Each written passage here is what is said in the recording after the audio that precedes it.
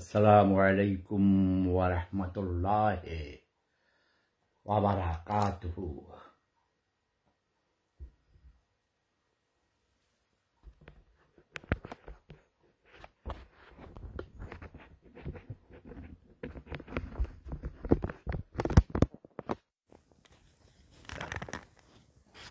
সবাই আশা করি ভালো আছেন,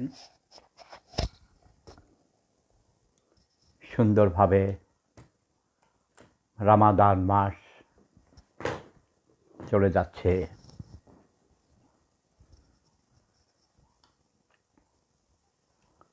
এবং সামনে ঈদ আসছে।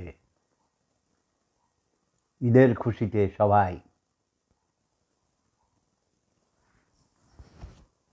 আত্মহারা হয়ে যাবেন।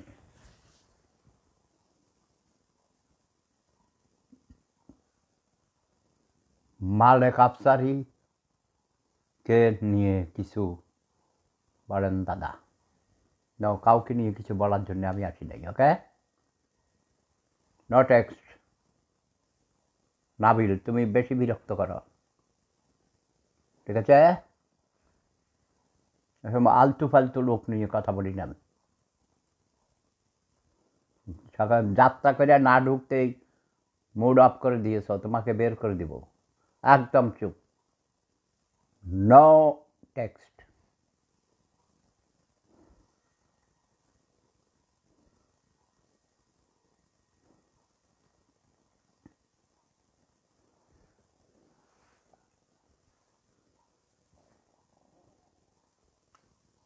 আবু মুসা, জামাই বাবাজি, এই তোমার ছেলের সাথে পরিচয় হয়েছিল সেদিন, 2 সপ্তাহ আগে মনে হয়। ও কোথায় হারিয়ে গেল? ওকে বলছি তুমি সবসময় যোগাযোগ রাখো। তার হোয়াটসঅ্যাপ নাম্বার দিতে বলেছি। ঢাকাতে লেখাপড়া করে, বললো কোন কলেজে, ঢাকা কলেজ নাকি, ভুলে গেছি। ওয়াও,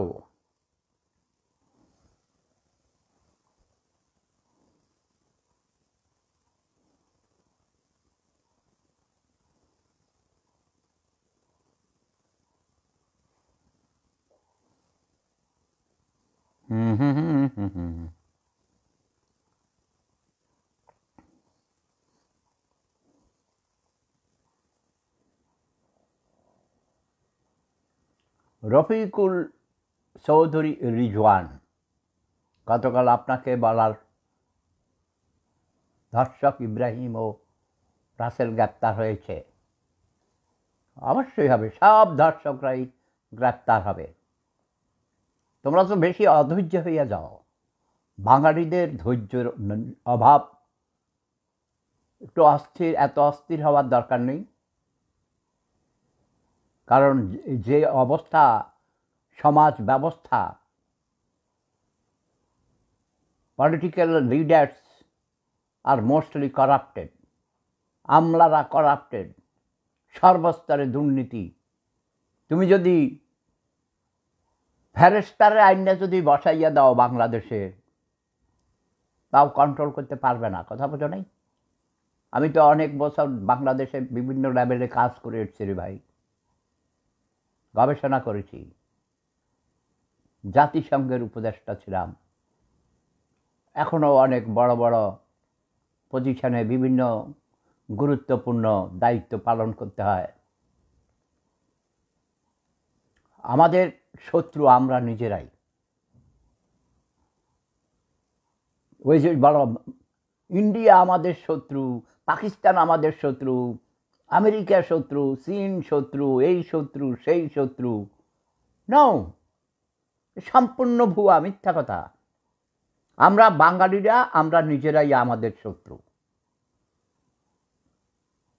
এবং নারীরা যেমন বলে পুরুষ নারীর শত্রু, এটাও একটা পার্সেন্টেজ আছে, খারাপ চরিত্রের পুরুষ আছে, তারা ভোগ করার জন্য শত্রু। ভোগ করার পর ওই যে সাজা হবে, সামাজিক নির্যাতন হবে, ধর্ষক, এই যে 2 জন ধরা খাইল, এখন মনে করো জামাতে ইসলামের তো জামাতে ইসলামীরাই তো ওদের অনেক শাস্তি দিবে, কারণ জামাতে ইসলামের আইন খুব কঠিন, অনেক নিয়ম কানুন তারা পালন করে, যার জন্য আমি তারা ৭১-এর পরাজিত ঘাতক রাজাকার আলবদর আল শামস মহান মুক্তিযুদ্ধের বিরোধিতা করার পরেও তাদের অনেকগুলো ভালো কাজের জন্যে তাদেরকে আমি প্লাস মাইনাস দেই, কথা বোঝা নাই? তবে ৭১-এর মহান মুক্তিযুদ্ধের বিরোধিতা করার জন্যে এবং পাক হানাদার বাহিনীদেরকে সহযোগিতা করার জন্যে তাদের বিচার হওয়া উচিত ছিল আরও আগেই, এবং তাদেরও উচিত জাতির কাছে ক্ষমা চাওয়া। মূলত আমি যেটা বলতে চাই, নারীর শত্রু না যে নারী নিজেই, নারীরাই নারীর বেশি সমালোচনা করে। তোমরা দেখবে একজন সুন্দরী নারীকে অন্য নারী কম সুন্দর, সুন্দর আসলে সবাই সুন্দর, স্রষ্টার সকল সৃষ্টি সুন্দর, তারপরেও এর মধ্যেও কিছুটা ধরো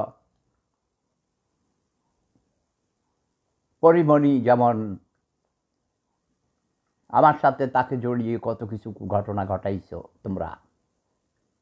এখন পরিমণির শত্রু কিন্তু পুরুষ নয়, পুরুষরা পরিমণিকে ভালোবেসে বিয়ে করতে চায়, কাছে পেতে চায়, কিন্তু পরিমণির বিরোধিতা কারা মনে করে, সমালোচনা কারা করে? নারী।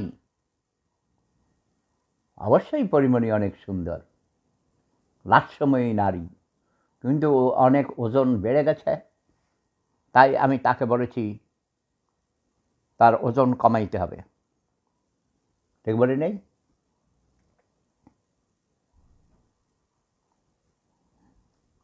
আচ্ছা যাক, এক কথায় আর এক কথা। দাদা আপনার সাপোর্ট চাই। কি রনি মিয়া, কি হয়েছে রনি মিয়ার?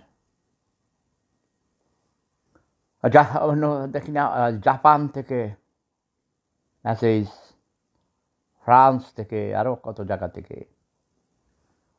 টেলিফোন বন্ধ রেখে একটু ঘুমাইছিলাম, কারণ ঘুম থেকে উঠেছি, আমি আমার মতো করে ধ্যান করি, আমার মতো করে আমি জিকির করি। আমার হার্ট অপারেশনের পর, অনেকগুলো অপারেশন হয়েছে, আমি সেজদা দিতে পারি না, আমি সোফায় বসে বসে নামাজ আদায় করি। মহান আল্লাহ রাব্বুল আলামিন বলেছেন, হে আমার বান্দাগণ, তোমরা আমাকে স্মরণ করবে, যখন যেখানে যে অবস্থায় পারো সেখান থেকে স্মরণ করবে, জিকির করবে। তোমাদেরকেও আমি বলেছিলাম তোমরা সব সময় তসবিটি জিকির করবে। তসবি হাতের কাছে নাই মনে করো, দিলে দিলে জিকির করবে। এই যে আমাদের মাঝে একজন হাফেজ সাহেব আছেন, মুসা হাফেজ সাহেব, আমার প্রতিবেশী প্লাস আমাদের জামাই বাবাজি, আমার বড় ভাই মরহুম শামসুল হুদা মজুমদার সাহেবের মেয়ের জামাই। জানো তোমরা, গত বছর এই রোজার দিনে আমার ভাই 30টা রোজা রেখেছেন। ওনার বুথ হওয়ার পর থেকে প্রত্যেকটি রোজা রাখতেন, 5 ওয়াক্ত নামাজ পড়তেন, সারা রাত জিকির করতেন। উনি একজন ফকির দরবেশ ছিলেন। একথা অনেকেই বুঝতে পারত না, আমি বুঝতে পারতাম।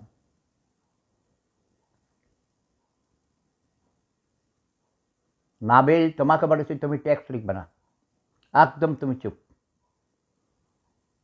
আমি যেই সব কথাগুলো বলার জন্য আসছিলাম, তোমার টেক্সট পড়ে আমার সব উল্টাপাল্টা হয়ে গেছে। জানে না, বলতে তো পারে না, মাইকে আনলে মুখে দিয়ে কথা বাইরে না, অশিক্ষিত মূর্খ, ছোট লোক, গরিব। আমি বলেছি নারীর শত্রু নারী। কিছু কিছু নারী আছে যারা পুরুষের গোলাম হয়ে থাকতে চায়, সেই নারীরাই অন্য নারীদের অধিকার খর্ব করে। তুমি জানো নারীরা নিজেরাই স্বাধীনতা চায় না, তারা পরনির্ভরশীল হয়ে থাকতে চায়, চাকরি বাকরি করতে চায় না। কয় দূর, জামাইয়ের 2-4টা লাত্তি উষ্টা খাইলাম, গাড়ি খাইলাম, তবু তো ওই কাম কাজ করতে হবে না, লেখাপড়া করতে হবে না, এত পরীক্ষা দিতে হবে না, ঠিক কিনা? বাবলি মজুমদার, এই যে আমার একজন ছোট বোন, সাহারাস্তির কৃতি সন্তান, তিনি একজন টিচার, ঢাকা মহানগরীতে রাজধানীতে একজন হাই স্কুলের শিক্ষয়িত্রী, তাকে প্রচুর লেখাপড়া করতে হয়েছে। আজকে দেখলাম ছবি, সবাই কি তোমার ক্লাসমেট ছিল না, সবাই শিক্ষক। Mosharraf Hossain Montu, principal Mosharraf Hossain Montu, welcome. অভিমান করে থাকা, আমার সাথে যারা রাগ করে তারা বোকা, তারা গাছের সাথে রাগ করা উচিত। আমি অনেক কিছু হিসাব নিকাশ করে চিন্তা করে 1000 বছরের ক্ষোভের বহিঃপ্রকাশ ঘটাই, ঠিক আছে? কই সিপিবির অফিসে আগুন দেয় নাই, দখল করে নাই, অফিস বানায় নাই? একটা অসুস্থ মানুষ পিনাকি ভট্টাচার্য প্যারিস থেকে বসে বসে কিছু অসভ্য কিছু তারেক ছাগল পাগল গ্রামের খ্যাত গরিব ভণ্ড ধর্ম ব্যবসায়ীরা গরু জবাই করে খাওয়ায়, জীবনে গরুর গোস্ত খাইতে পারে নাই ফকিন্নির পোলারা। আজকে খবর আছিল, ওকে, বাংলাদেশের কমিউনিস্ট পার্টির অফিস নিয়ে খেলা করা চলবে না, গণজাগরণ মঞ্চ নিয়ে খেলা করা চলবে না। যেখানে প্রতিদিন কয়েক কোটি লোক যেত, গণজাগরণ মঞ্চকে ধ্বংস করে দিয়েছে 71 পরাজিত ঘাতক রাজাকার আলবদর আল শামসরা। তার বিপরীতে শাপলা চত্বর করেছিল। ধর্মের দোহাই দিয়ে ভণ্ডামি চলবে না। তোদের থেকে বেশি ধর্ম আমি জানি, আমরা জানি।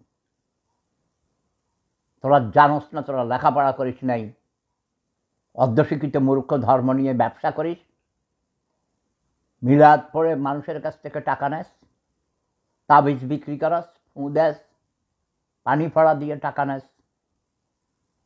কোনো ধর্ম ব্যবসা চলবে না।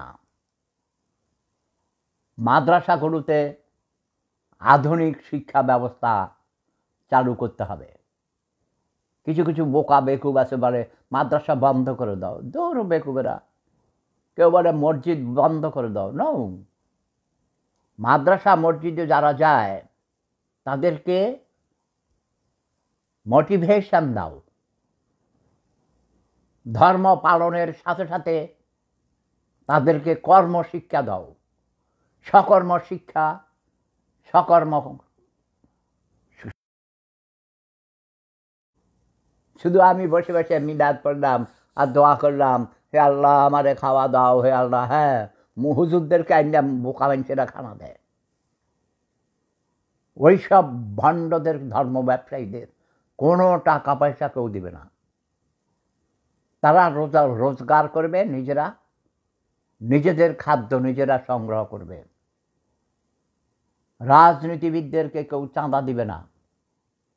রাজনীতি এবং ধর্মনীতি এই দুইটা যদি অবৈতনিক করা হয়, এসব করতে গিয়ে যদি কেউ লাভবান না হয়, ব্যবসা করতে না পারে, কেউ ধর্ম নিয়ে ব্যবসা করতে যাবে না, কারণ ওটা ব্যবসা। কেউ যাবে না ধর্মের কাজ করতে লাভ না হইলে। রাজনীতি করতে গিয়ে মন্ত্রী মিনিস্টার এমপি হয়ে কোটি কোটি টাকা যদি মারতে না পারে, কেউ যাবে না রাজনীতি করতে, ঠিক না? আব্দুল মমিন ভূঁইয়া এই মিরু পাগলা যাবে। মিরু পাগলা, এই মিরু পাগলা, তুমি শেখ হাসিনাকে বলে দিয়েছি আসার দরকার নেই, আওয়ামী লীগ আর এদেশে ক্ষমতা আসার প্রয়োজন নেই, নতুন প্রজন্মের মুক্তিযোদ্ধাদের ক্ষমতায় দেখতে চাই। জয় বাংলা দিয়ে আর কাজ হবে না। জয় বঙ্গ, ওকে? কালকে বলেছি জয় বঙ্গ কি, বাংলা ভাষাভাষীদের জন্য একটি জাতি রাষ্ট্র। এইসব ব্যাপারে তো লেখাপড়া খরচ নাই।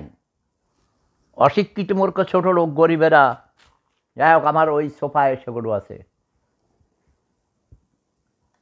মরহুম সিরাজুল আলম খান দাদার লেখা বই পড়বি।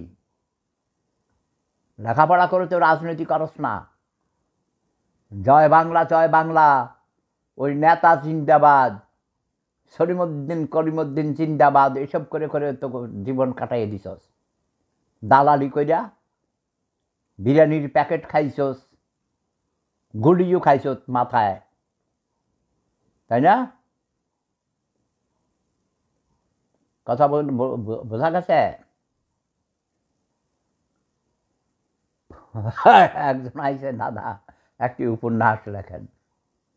আর আমি তো নিজেই উপন্যাস। আমি কথা বললেই তো হয়ে যায় কবিতা, নাকি মেরো? আমি কথা বললেই হয়ে যায় কবিতাও, তুমি যে আমার প্রাণের ববিতা।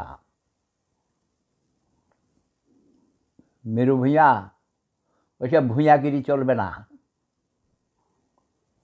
ওইসব জমিদারি আর চলবে না। জনগণ হলো ক্ষমতার উৎস, জনগণ হলো রাষ্ট্রের মালিক। সংবিধানের ৭-এর ১ ধারায় লিখিত আছে। এখন লিখিত থাকলে হয় ভাই, বিশ্বাস করবা, আমার জীবনও বাংলাদেশের সংবিধান ধরেও দেখি নাই, এক লাইনও পড়ি নাই। সংবিধান কাদের জন্যে? বর্বরদের জন্যে, মূর্খদের জন্যে, অসভ্যদের জন্যে। এই ধর্মও কিন্তু সংবিধান মূর্খদের জন্যে, মূর্খদের মানুষ করার জন্যে, অমানুষদেরকে মানুষ করার জন্যে ধর্ম সৃষ্টি করেছে। যারা নিজেরাই ধর্ম পালন করে নিজের জীবনে, মানে নিয়ম শৃঙ্খলা মেনে চলে, তাদের জন্য কোনো আইনের, নতুন করে আইনের প্রয়োজন নেই, সংবিধানের কোনো প্রয়োজন নেই। আমি বলেছি শুধু একটাই, নিজেদেরকে নিজেরা ওয়াদা করো যে কখনো মিথ্যা কথা বলিব না, ফিনিশ। তার সাথে সাথে আসে কাউকে কখনো ধোঁকা দিব না, প্রতারণা করব না, অন্যের সম্পদ আত্মসাৎ করব না। কথা বোঝো নাই? এর চেয়ে আর বেশি দরকার নেই। নিজে কাম করব, নিজে খাবো, নিজে সব কিছু করব, স্বনির্ভর হব, পরনির্ভরশীল হব না।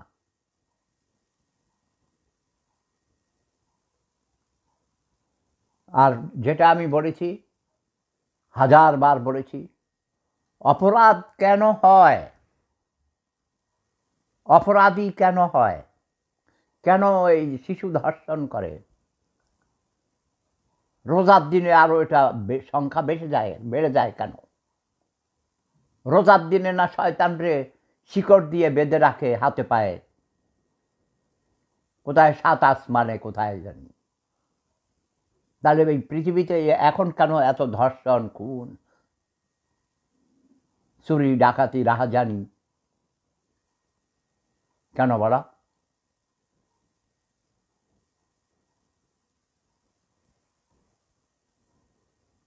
বলা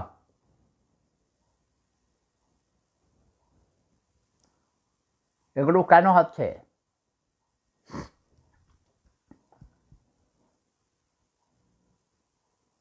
মোহাম্মদ তানভীর, ওয়েলকাম।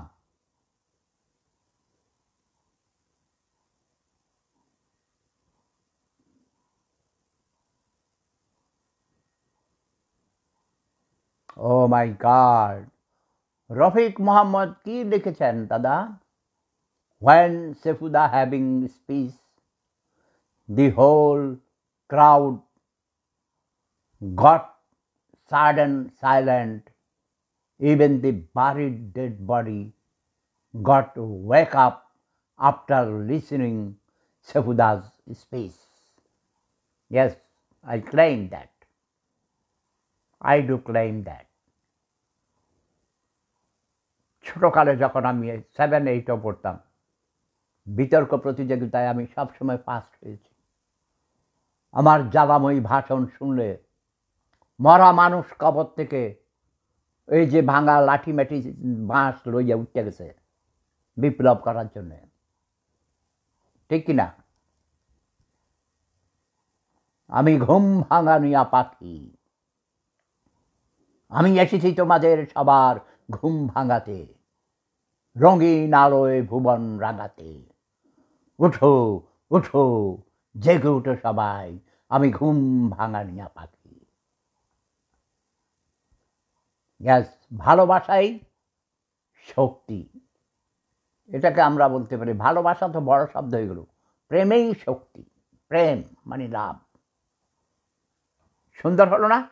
কম কথায় অনেক কথা, প্রেমেই শক্তি।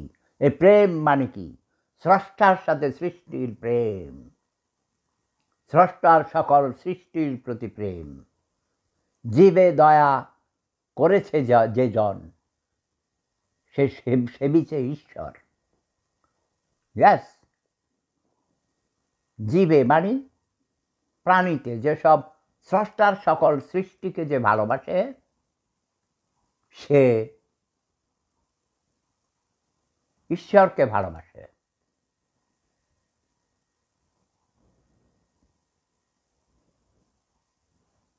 এখানে কোনো বেয়াদবের জায়গা নেই,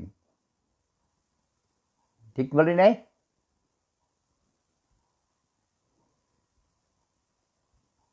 হ্যাঁ, ধর্ষণের দেশে পরিণত হয়েছে। এর কারণ কি? ওই যে বললাম, বুড়া বেটা কেন ছেলের শালিকে ধর্ষণ করে মেরে ফেলল? কারণ ওই বুড়া বেটার বউ বুড়ি হইয়া গেছে, ইনভ্যালিড। বুড়া বেটার দরকার। এজন্যই তো আমাদের নবীজি বলেছেন 4টা বিয়ে করতে পারো। কথা বোঝো নাই? এখন বিবাহ সিস্টেম চালু করে দিয়েছেন। আমরা যেহেতু মুসলমান, আমরা অবশ্যই ইসলাম ধর্মের নিয়ম কানুনের ভিতরেই থাকব। এর মধ্যে থেকেই সমাজে সামাজিক শৃঙ্খলা বজায় রাখব। কিন্তু আমার কথা হলো, মেয়া বিবি রাজি, ক্যা করেগা কাজী। এই ব্যাটারা এখান থেকে ব্লক করাতে, বুঝছ, সে গিয়ে মোবাইলে টেলিফোন করেছে। Criminal criminal. Fattah Siam, welcome. অ্যামব্রাউজ শিকবার।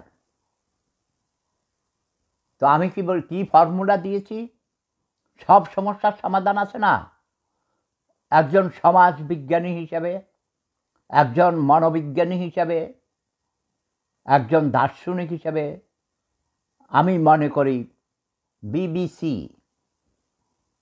বার, ব্রোথেল অ্যান্ড ক্যাসিনো। বার মানে হলো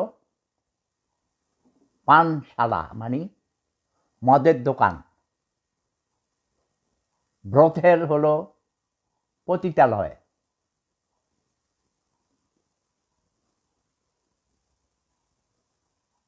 ঠিক আছে? আর ক্যাসিনো হলো জুয়া খেলায়, যেখানে জুয়া খেলে। এই 3টার প্রতি মানুষের খুব আকর্ষণ। মানুষ এসবের প্রতি আসক্ত থাকে এবং সরকার এসবের উপর ট্যাক্স বাড়িয়ে দিবে। তখন তোমরা আমার কথা যদি সত্য না হয়, তোমরা আমার জিহ্বা কেটে দিবে। এটা এখন যদি চালু করে, তোমরা দেখবে আগামী 3 মাসের মধ্যে শতকরা 90% ধর্ষণ বন্ধ হয়ে যাবে। নারী এবং পুরুষের দৈহিক মিলনের দরকার হয়।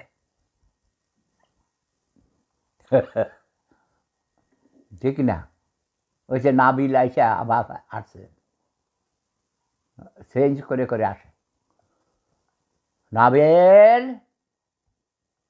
খামোশ হয়ে যাও শয়তান, তুই ইবলিস শয়তান আমি জানি। এখন সমস্যার পথ, আমাদের সবাইকে ধৈর্য ধরতে হবে, ধৈর্যশীল হতে হবে, সবর করতে হবে এবং দেশকে অর্থনৈতিকভাবে স্বনির্ভর করতে হবে, সেলফ রিলায়েন্ট হতে হবে। 2 কোটির উপর আমরা প্রবাসে থাকি। আমাদের বউরা, যাদের বউ রাইখে আইছো দেশে, হে যুবকগণ, যাদের বউ দেশে রাইখে আইছো, খালি টাকা পাঠাইলে হইব? ওরা কি শুধু ভাত খাবে, ভাত মাছ খাইবে? ওদের দেহের একটা ক্ষুধা আছে না, জৈবিক ক্ষুধা, যৌন ক্ষুধা। সেই ক্ষুধার তাড়নায় তারা পরকিয়া করিতে বাধ্য হয়। যেমন কালকে ধরা পড়েছে, দেখো নাই, উপজেলা শিবিরের সেক্রেটারি নাকি সভাপতি কোনো এক প্রবাসীর বাড়িতে গিয়ে তার প্রবাসীর স্ত্রীর সাথে যৌন মিলন করা অবস্থায় প্রতিবেশীরা ধরে ফেলেছে। এখন এই ক্ষুধাটা কিন্তু শুধু হুজুরদেরই বেশি, হুজুরদের একটু বেশি, কারণ হুজুররা এই কোরআন হাদিসের মধ্যে হুরের গল্প কইতে কইতে, এগুলো বলতে বলতে এদের এই ক্ষুধাটার প্রতি আকর্ষণ বেশি, বুঝো নাই? ওরা ছেলে মেয়ে বাদ বিচার কোনোটাই বিচার করে না, হ্যাবজোখানায় বেশি করে ভাই। তারা এটা কি আল্লাহরে ভয় পায়? কোরআন মুখস্থ করায় যেই ওস্তাদ, তার ছাত্রর সাথে সে এইসব কাম করে রে ভাই। মনের রোগ, এটারও মনের রোগ। এই যে ভাই, আমি 35 বছর প্রবাসে থাকি, আমি তো নিজের নফসকে কন্ট্রোল করে থাকি, একা এক বাড়িতে থাকি, ইচ্ছা করলে কত তরুণী নিয়ে আইনে রাখতে পারি না। অনেকে তো মনে করে আরে খাইছে, প্রেম সম্রাটের কত বান্ধবী, একা এক বাড়িতে থাকে, আলিশান বাড়ি, কত কোটি কোটি টাকা, না জানি প্রতিদিন কত তরুণীকে নিয়ে মজা করে। দুষ্টামি করি তোমাদের সাথে পালটকে এসে, তারপরে ফেসবুকে এসে, ইউটিউবে, সোশ্যাল মিডিয়াতে, কিন্তু বাস্তব জীবনের সেপুদা, একজন দরবেশ, একজন ফকির, একজন জিন্দা পীর, একজন কবি, একজন সাহিত্যিক, একজন দার্শনিক, একজন অভিনেতা, একজন লেখক, একজন সাংবাদিক, আরও কত কিছু। ভাই ভাই ভাই, আমি নিজেই জানি না, বুঝতে পারছ? একজন লেখছে কি, এমন কিছু বলেন যেটা শুনে মানুষ ও তার সাঙ্গপাঙ্গরা সোজা পথে চলবে। এতক্ষণ কি কইতাছি? হ্যাঁ, বাংলা বুঝো না? অ্যামব্রোস কি শিকবার, বাংলা বোঝো কি কইছি আমি? নিজের নফসকে কন্ট্রোল করো, কথা বোঝো নাই? নফস মানে বুঝো, তোমার দণ্ড যখন কোনো নারীর বুকের দিকে দেখলেই তোমার দণ্ড একেবারে খাড়া হইয়া যায়, তখন ওই নিজের দণ্ডকে সংবরণ করো, নিজের চোখের পর্দা দাও।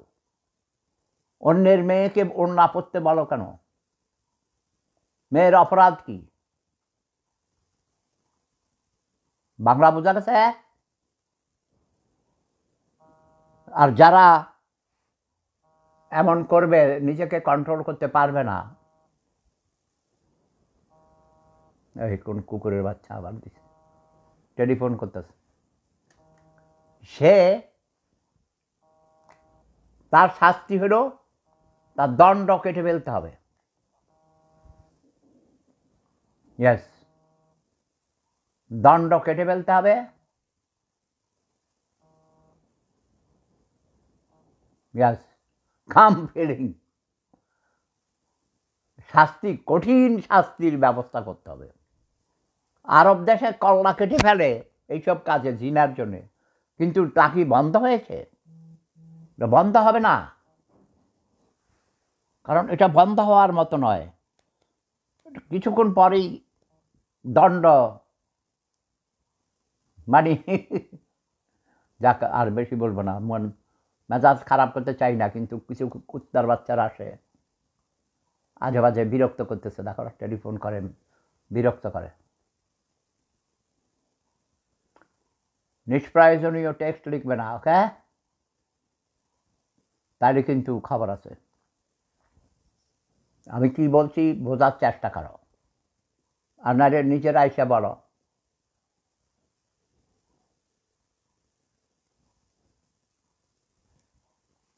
দেশে আইনকে আরো কঠোর আইন ব্যবস্থা চালু করতে হবে। আইনের, বাংলাদেশে আইনের প্রয়োগ নেই।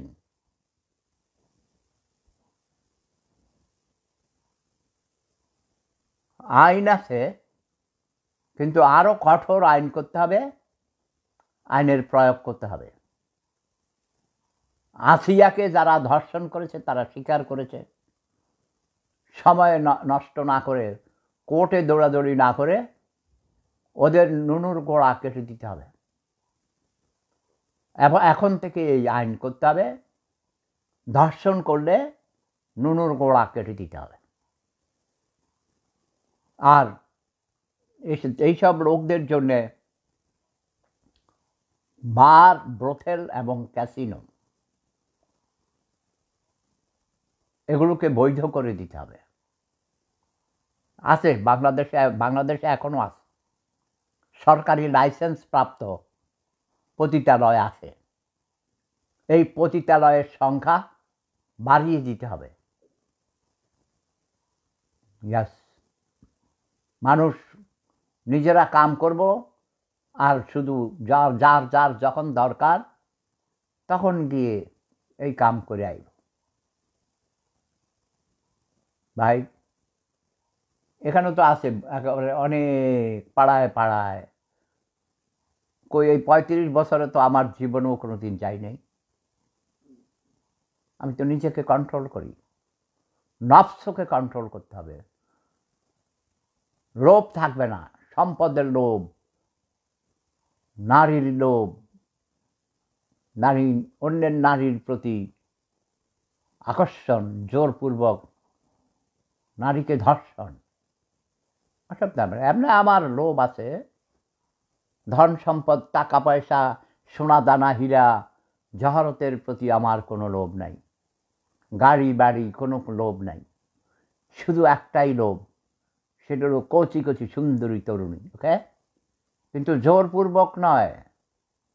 তরুণীরা স্বেচ্ছায় আসে, আমি কি করব বলো?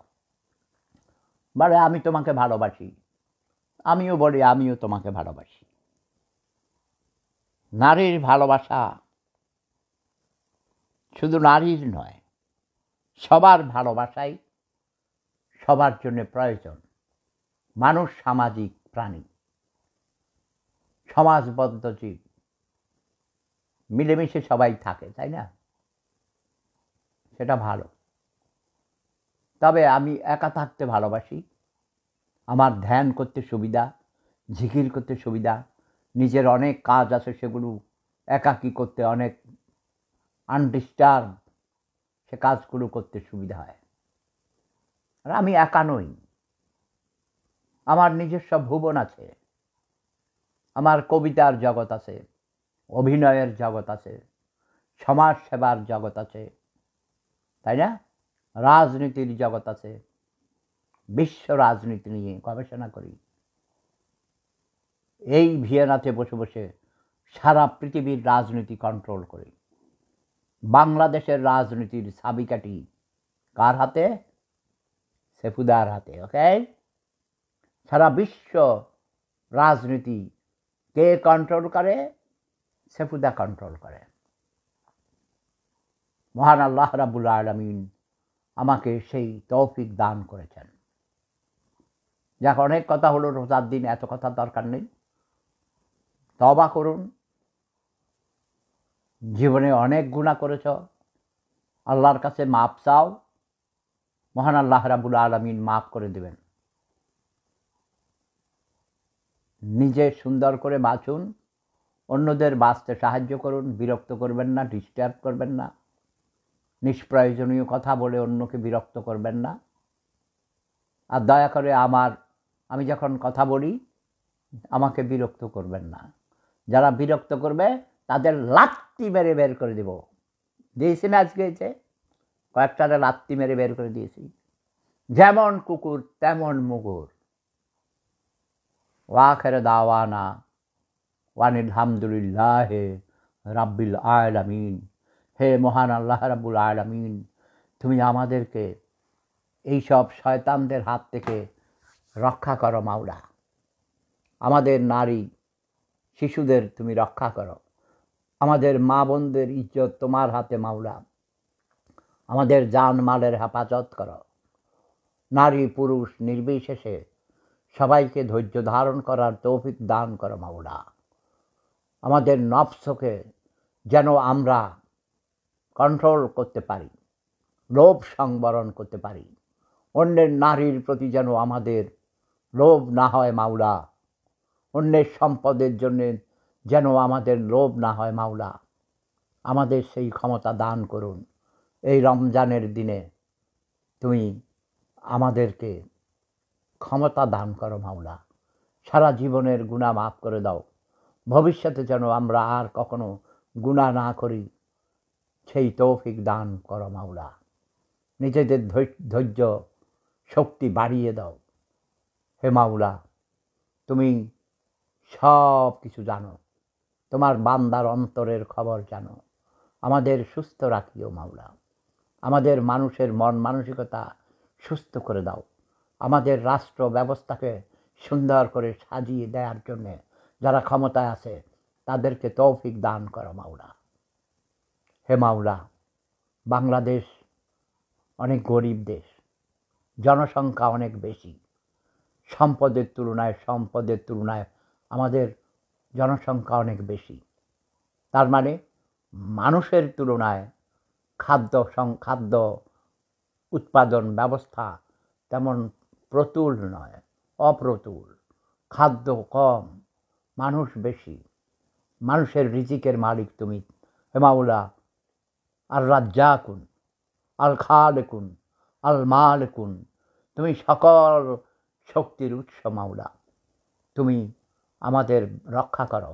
আমাদের পৃথিবীকে তুমি সুন্দর বাগিচা বানিয়ে দাও, শান্তির দেশ বানিয়ে দাও আমার মাতৃভূমি বাংলাদেশকে। মানুষে মানুষে হানাহানি, হিংসা বিদ্বেষ তুমি বন্ধ করে দাও। মানুষের মনকে অনেক নরম করে দাও।